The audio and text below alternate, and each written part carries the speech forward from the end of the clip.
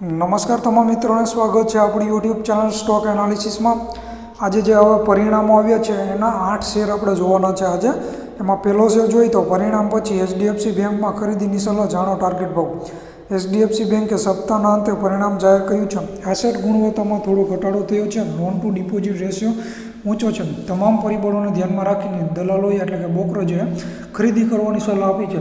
Brokerage માને છે કે એચડીએફસી બેંકનો એલડીઆર એટલે કે લોન ટુ ડિપોઝિટ રેશિયો આગામી 6 થી 7 ક્વાર્ટર સુધી ઊંચો રહેશે। બેલેન્સ શીટ સુધારવામાં પણ આટલો સમય લાગી શકે છે। આ સ્ટોકમાં તમામ પ્રકારના નકારાત્મક પરિબળો પહેલેથી જ પ્રવેશી ચૂક્યા છે। નોવામાએ બાય રેટિંગ સાથે $1850નો ટાર્ગેટ આપ્યો છે। એચડીએફસી બેંકે તેના પ્રથમ ત્રિમાસિક પરિણામો જાહેર કર્યા છે। બેંકનો ચોખ્ખો નફો $16,175 કરોડ હતો। એક વર્ષ પહેલાં આ જ ક્વાર્ટરમાં તે $11,951 કરોડ હતો અને માર્ચ ક્વાર્ટરમાં તે $16,511 કરોડ હતો। વ્યાજની ચોખ્ખી આવક $29,837 કરોડ હતી। ત્રિમાસિક ધોરણે નફો 2% ઘટ્યો છે, જ્યારે વ્યાજની આવક 2.6% વધી છે। એસેટ ક્વોલિટી વિશે વાત કરીએ તો ગ્રોસ એનપીએમાં વધારો થયો છે। તે જૂન ક્વાર્ટરમાં 1.33% હતી, જ્યારે માર્ચ ક્વાર્ટરમાં તે 1.24% અને એક વર્ષ અગાઉના સમાન ક્વાર્ટરમાં 1.17% હતી। નેટ એનપીએ વિશે વાત કરીએ તો તે જૂન ક્વાર્ટરમાં 0.39% હતી, માર્ચ ક્વાર્ટરમાં તે 0.33% અને એક વર્ષ અગાઉના સમાન ક્વાર્ટરમાં તે 0.30% હતો। અકસ્માતો પર વળતર એટલે કે આરઓએ 0.47% હતું, માર્ચ ક્વાર્ટરમાં તે 0.49% હતો। ત્રિમાસિક ધોરણે પણ ઘટાડો જોવા મળ્યો છે। બીજો શેર જોઈએ તો યસ બેંકના રોકાણકારોની રાહ પૂરી, બેંકનો નફો 46% વધ્યો। યસ બેંકના રોકાણકારો રાહ પૂરી થઈ છે। બેંકે જૂન ક્વાર્ટરના પરિણામો જાહેર કર્યા છે। એપ્રિલથી જૂન 2024 દરમિયાન યસ બેંકના નફામાં તીવ્ર ઉછાળો જોવા મળ્યો છે। યસ બેંકે આ સમયગાળા દરમિયાન $502.43 કરોડનો ચોખ્ખો નફો કર્યો છે, જે ગયા નાણાકીય વર્ષના પ્રથમ ત્રિમાસિક ગાળાની સરખામણીએ 46.40% વધુ છે।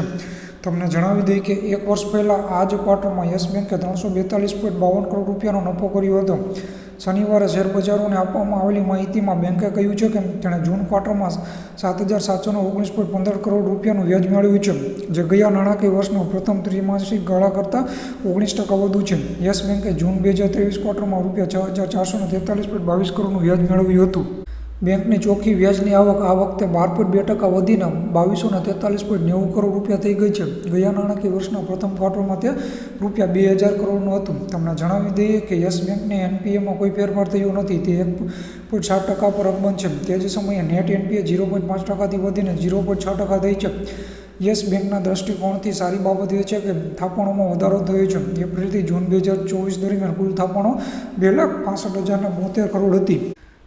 ત્રીજો શેર જોઈએ તો પતંજલિ ફૂડ્સે ત્રિમાસિક પરિણામો જાહેર કર્યા। ચોખ્ખો નફો 3 ગણો વધ્યો। ખાદ્ય તેલ અને દૈનિક કન્ઝ્યુમર ગુડ્સ ઉત્પાદક પતંજલિ ફૂડ્સ લિમિટેડનો ચાલુ નાણાકીય વર્ષના એપ્રિલ-જૂન ક્વાર્ટરમાં તેનો ચોખ્ખો નફો 3 ગણો વધીને $262.90 કરોડ થયો છે। એક વર્ષ અગાઉના સમાન ક્વાર્ટરમાં તેનો ચોખ્ખો નફો $87.75 કરોડ હતો અને અત્યારે થઈ ગયો છે $262.90 કરોડનો, એટલે 3 ગણો વધી ગયો છે। જોકે કંપનીની આવકમાં ઘટાડો નોંધાયો છે, આમ છતાં ચોખ્ખા નફામાં વધારો થયો છે। કંપનીએ શુક્રવારે કહ્યું કે ઓછી આવક હોવા છતાં આ નાણાકીય વર્ષના પ્રથમ ક્વાર્ટરમાં તેનો નફો વધ્યો છે। ચાલુ નાણાકીય વર્ષના એપ્રિલ-જૂન ક્વાર્ટરમાં કુલ આવક ઘટીને $7,202.35 કરોડ થઈ હતી। એક વર્ષ અગાઉ સમાન ક્વાર્ટરમાં તે $7,810.50 કરોડ હતો। બાબા રામદેવની આગેવાની હેઠળના પતંજલિ આયુર્વેદ દ્વારા પ્રમોટ કરાયેલ કંપની ખાદ્ય તેલ, ખાદ્ય પદાર્થો અને રોજિંદા ઉપયોગના સામાન અને પવન ઉર્જા ઉત્પાદન ક્ષેત્રોમાં હાજર છે। તે પતંજલિ, રુચિ ગોલ્ડ, મહાકોશ, ન્યુટ્રીલા વગેરે જેવી બ્રાન્ડ્સ દ્વારા તેના ઉત્પાદનોનું માર્કેટિંગ કરે છે। ચોથો શેર જોઈએ તો 4 વખત બોનસ શેર વહેંચનારી સરકારી કંપનીએ આપ્યો આંચકો, સોમવારે અસર દેખાશે। સરકારી કંપની બીપીસીએલે ત્રિમાસિક પરિણામો જાહેર કર્યા છે। ભારત પેટ્રોલિયમ કોર્પોરેશન લિમિટેડના ચોખ્ખા નફામાં ઘટાડો થયો છે। કંપનીના ચોખ્ખા નફામાં વાર્ષિક ધોરણે 71%નો મોટો ઘટાડો થયો છે। એપ્રિલથી જૂન 2024 દરમિયાન બીપીસીએલનો ચોખ્ખો નફો $3,015 કરોડ રહ્યો છે। દેશની ત્રીજી સૌથી મોટી રિફાઇનરીનું ગ્રોસ રિફાઇનિંગ માર્જિન ઘટીને બેરલ દીઠ $7.86 થયું હતું। એક વર્ષ અગાઉ તે $12.64 પ્રતિ બેરલ હતું। તમને જણાવી દઈએ કે ક્રૂડ ઓઇલની કિંમતોમાં વધારાના કારણે બીપીસીએલની કિંમતમાં 17%નો વધારો થયો છે। ત્રિમાસિક પરિણામ આવે તે પહેલાં જ કંપનીના શેરમાં ઘટાડો થયો હતો। બીએસઈ પર કંપનીનો શેર 4.48%ના ઘટાડા સાથે $303.80 પર બંધ થયો હતો। છેલ્લા એક વર્ષમાં કંપનીના શેરના ભાવમાં 60%નો વધારો જોવા મળ્યો છે। તમને જણાવી દઈએ કે કંપનીમાં સરકારની ભાગીદારી 53% છે। પાંચમો શેર જોઈએ તો એક ઝાટકે 20% ઉછળી ગયો આ ઝગમગતો શેર. બ્રોકરેજે આપ્યો ઊંચો ટાર્ગેટ, હવે ખરીદી કરવાનો સમય. ઘરેલું ઇન્ટરનેટેડ કંપની જસ્ટ ડાયલના શેરમાં આજે 18 જુલાઈના રોજ શરૂઆતી કારોબારથી જબરદસ્ત તેજી જોવા મળી રહી છે.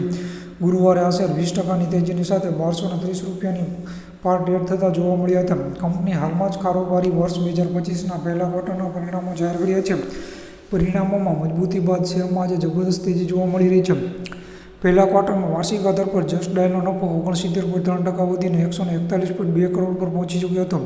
આ દરમિયાન કંપનીની આવક પણ વાર્ષિક ધોરણે 13.6%થી વધીને 280 કરોડ પર પહોંચી ગઈ છે. ઓપરેશનલ સ્તર પર પરિણામોના આંકડા જોઈએ તો EBITDA પણ વાર્ષિક ધોરણે 36.6% વધીને 80.5 કરોડ રૂપિયા પર પહોંચી ચૂક્યો હતો. ગત વર્ષના સમાન ક્વાર્ટરના મુકાબલે EBITDA માર્જિન પણ 14.8%ના મુકાબલે 28.7% પર પહોંચ્યો છે. કંપનીએ જણાવ્યું કે એમ્પ્લોય કોસ્ટમાં ફેરફાર બાદ માર્જિન વધારવામાં મદદ મળી છે. જોકે પરિણામો બાદ brokerage firm Kotak institutional equity છે તેમના રિપોર્ટમાં કહ્યું છે કે કંપનીએ ભવિષ્યમાં ગ્રોથ જાળવી રાખવા માટે કર્મચારીઓ નિયુક્ત કરવા પડશે. જસ્ટ ડાયલે કહ્યું કે એપ્રિલ-જૂન ક્વાર્ટરમાં વાર્ષિક ધોરણે કર્મચારી ખર્ચમાં 5.3%નો ઘટાડો થયો છે.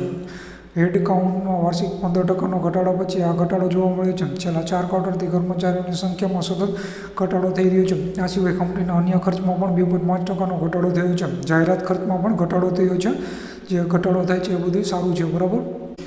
કોટકના એક્સપર્ટનું માનવું છે કે અંદાજથી ઓછા ખર્ચના કારણે આગળ જઈને EBITDAમાં 3-7%નો ગ્રોથ જોવા મળી શકે છે.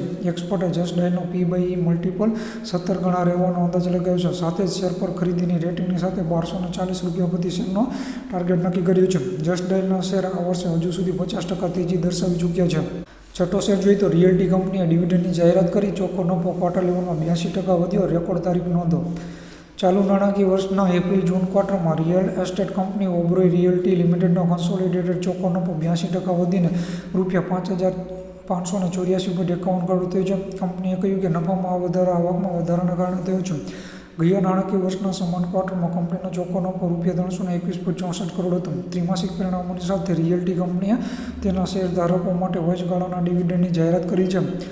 ઓબરોય રિયલ્ટીએ શેર બજારને આપેલી માહિતીમાં જણાવ્યું હતું કે જૂન ક્વાર્ટરમાં કંપનીની કુલ આવક 1441.95 કરોડ રૂપિયા હતી, જે ગયા નાણાકીય વર્ષના સમાન ક્વાર્ટરમાં 933.56 કરોડ રૂપિયા હતી. ઓપરેશનલ સ્તરે EBITDA આ નાણાકીય વર્ષના પ્રથમ ત્રિમાસિક ગાળામાં 72% વધીને 815.1 કરોડ થયો છે, જે ગયા નાણાકીય વર્ષના સમાન ગાળામાં 473.7 કરોડ હતું. જૂન ક્વાર્ટરમાં EBITDA માર્જિન 58% હતું, જ્યારે ગયા નાણાકીય વર્ષના સમાન સમયગાળામાં તે 52% હતું. ઓબરોય રિયલ્ટીના ચેરમેન અને મેનેજિંગ ડિરેક્ટર વિકાસ ઓબરોયે જણાવ્યું હતું કે ભારત સૌથી ઝડપથી વિકસતું મુખ્ય અર્થતંત્ર છે. ભારતીય રિયલ એસ્ટેટ માર્કેટમાં તમામ ક્ષેત્રોમાં મજબૂત માંગ જોવા મળી રહી છે, જેણે રોકાણના પસંદગીના માર્ગ તરીકે તેની સ્થિતિ મજબૂત બનાવી છે. કંપનીના બોર્ડ ઓફ ડિરેક્ટર્સે નાણાકીય વર્ષ 2024 માટે ₹10 ફેસ વેલ્યુ પર ઇક્વિટી શેર દીઠ ₹2ના દરે વચગાળાનું ડિવિડન્ડ જાહેર કર્યું છે. આ ઉપરાંત વચગાળાના ડિવિડન્ડની ચૂકવણી માટેની રેકોર્ડ તારીખ 1 ઓગસ્ટ 2024 નક્કી કરવામાં આવી છે. વચગાળાના ડિવિડન્ડની ચૂકવણી 12 ઓગસ્ટ 2024થી શરૂ થશે. સાતમો શેર જોઈએ તો સિમેન્ટ કંપનીએ મજબૂત પરિણામો જાહેર કર્યા. ક્વાર્ટર લોનમાં ચોખ્ખો નફો 67% વધ્યો. શેર ફોકસમાં રહેશે. સિમેન્ટ અને સિમેન્ટ પ્રોડક્ટ કંપની જેકે સિમેન્ટ લિમિટેડે જૂન ક્વાર્ટરના પરિણામો જાહેર કર્યા છે. શેરબજારને આપવામાં આવેલી માહિતી અનુસાર ચાલુ નાણાકીય વર્ષ 2024-25ના પ્રથમ ત્રિમાસિક ગાળામાં સિમેન્ટ કંપનીના કન્સોલિડેટેડ ચોખ્ખા નફામાં 67%નો વધારો થયો છે. તે જ સમયે જૂન ક્વાર્ટરમાં કંપનીની આવકમાં 1.6%નો વધારો થયો છે. એક્સચેન્જ ફાઇલિંગ અનુસાર ફાઇનાન્સિયલ 2025ના પહેલા ક્વાર્ટરમાં કંપનીનો નફો 67% વધીને ₹185 કરોડ થયો છે. એક વર્ષ પહેલાં આ ક્વાર્ટરમાં નફો ₹111 કરોડનો હતો. એપ્રિલ-જૂન ક્વાર્ટરમાં કંપનીની આવક 1.6% વધીને ₹2807.6 કરોડ થઈ છે, જે એક વર્ષ અગાઉના ક્વાર્ટરમાં ₹2763 કરોડ હતી. જેકે સિમેન્ટનો EBITDA વાર્ષિક ધોરણે 29% વધીને ₹371.5 થયો છે. એક વર્ષ અગાઉ આ ત્રિમાસિક ગાળામાં કાર્યકારી નફો ₹288 કરોડ હતો. વાર્ષિક ધોરણે કંપનીનું EBITDA માર્જિન 10.4%થી વધીને 13.2% થયું છે. આઠમો શેર જોઈએ તો સૌર પંપ મેન્યુફેક્ચરિંગ કંપનીનો નફો ક્વાર્ટરલી વનમાં 9,166% વધ્યો. 6 મહિનામાં 245%નું વળતર આપ્યું. માર્કેટ ઓપનિંગ પર રાખો ખાસ નજર. સોલર પંપ મેન્યુફેક્ચરિંગ જાયન્ટ શક્તિ પંપ્સે તેના પ્રથમ ત્રિમાસિક પરિણામો જોરદાર જાહેર કર્યા છે. ચાલુ નાણાકીય વર્ષ 2024-25ના પ્રથમ ત્રિમાસિક ગાળામાં કંપનીના નફામાં 9,166%નો જબરદસ્ત વધારો થયો છે. તે જ સમયે જૂન ક્વાર્ટરમાં કંપનીની આવકમાં 400%નો વધારો થયો છે. તમને જણાવી દઈએ કે આ એક મલ્ટીબેગર સ્ટોક છે જેણે માત્ર 6 મહિનામાં 245% રિટર્ન આપ્યું છે.